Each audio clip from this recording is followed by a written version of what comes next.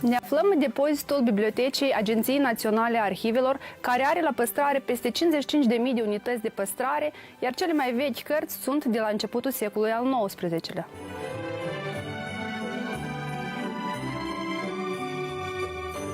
Așa cum ne aflăm în preajma sărbătorilor de iarnă, țin să menționez că în fondurile Agenției Naționale a Arhivelor, în biblioteca agenției, avem foarte multe colecții de ziare care pot să ne reflecte cum se sărbătoreau sărbătorile de iarnă, Crăciunul, în perioada României Mari.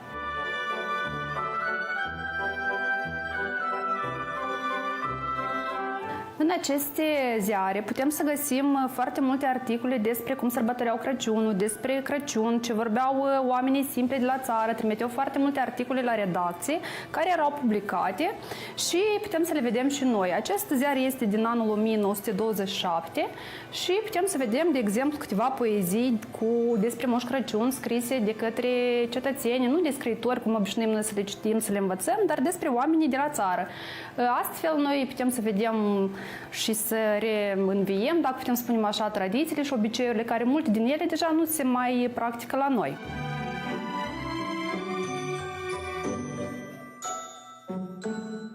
E același ziar, dar este alt an, deja este anul 1928 până în 1937 și de asemenea sunt poezii, de exemplu, Poveste pentru copii de Sandu Doină scrisă, avem Darul lui Moș Crăciun de Poni scris. La fel sunt poezii care sunt transmise din mediul rural.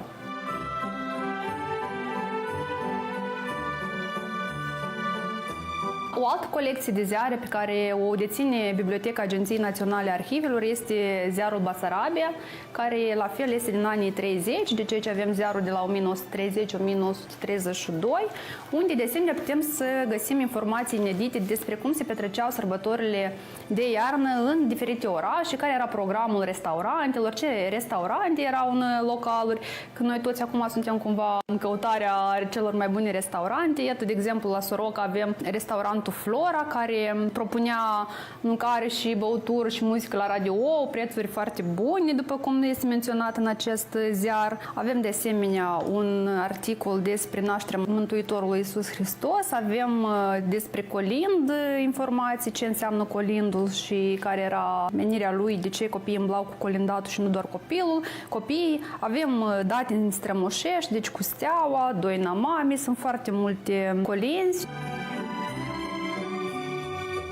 O informație foarte interesantă care putea fi găsită în ziarele timpului sunt și aceste anunțuri, așa cum am menționat la Soroca. Iată, de asemenea, avem și în localurile din Chișinău. Iată, de exemplu, putem să vedem astfel și ce localuri erau în această perioadă în Chișinău, dar și ce programe culturale le propuneau orășenilor de noapte de Revelion. De exemplu, restaurantul Suzana, cea mai originală și grandioasă amenajare pentru petrecere frumoasă a Revelionului, propun, de exemplu, teatru cu participarea vestitului comic Carnaris.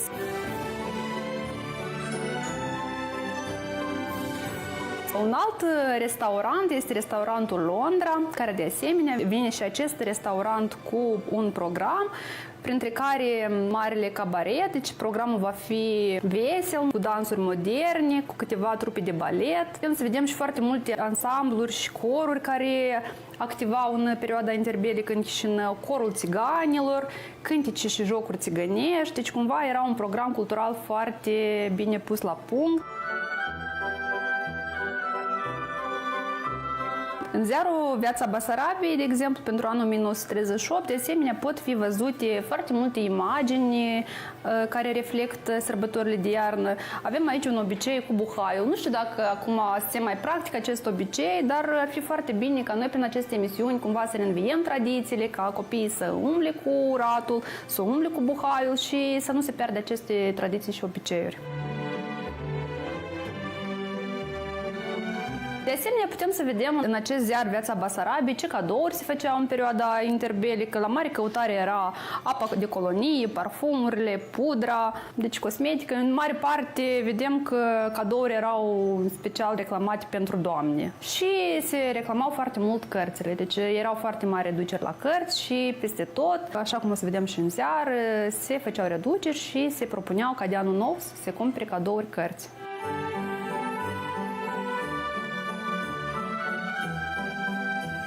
Un alt detaliu foarte interesant pe care am putut să-l găsim în ziarele pe care le avem în Biblioteca Agenției Naționale a Arhivelor este Moș Crăciun în viziunea locuitorilor din spațiul dintre Prut și Nistru, un Moș Crăciun din partea stângă a Nistrului.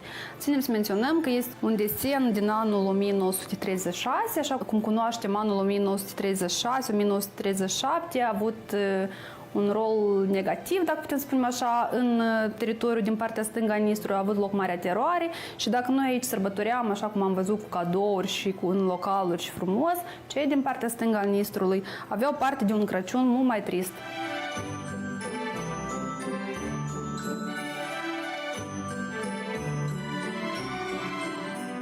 Tot în Gazeta Basarabiei putem să găsim informații deosebit de interesante despre cum se sărbătoreau datinile la Palatul Regal. Avem aici și o imagine care poate fi văzută.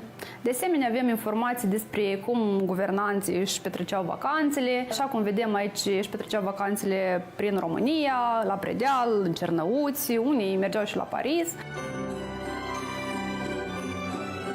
Și în ziarul Universul putem să găsim informații despre cum se sărbătorea la Palatul Regal. Aici avem pe regele Mihai împreună cu colegii săi de clasă și cu steaua la Palatul Regal.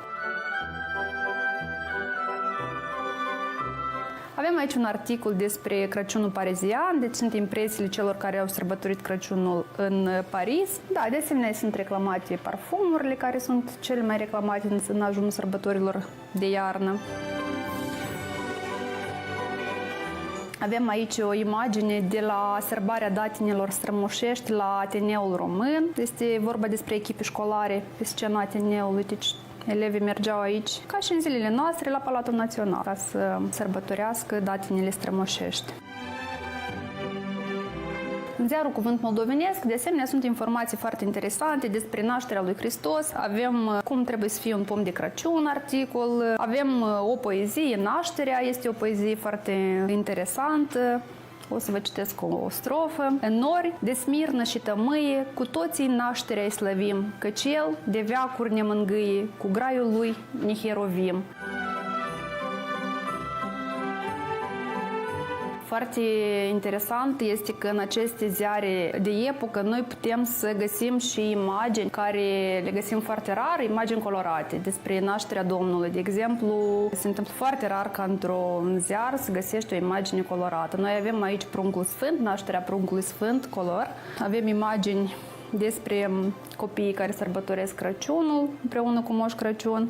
Și, așa cum am relatat astăzi, în ziarele de timpului noi putem să găsim foarte multe informații care ne demonstrează că suntem un popor care iubim tradițiile și trebuie să le ducem, să le păstrăm, să le transmitem generațiilor viitoare și vă invităm în salele noastre de studiu pentru a cerceta și a le cunoaște.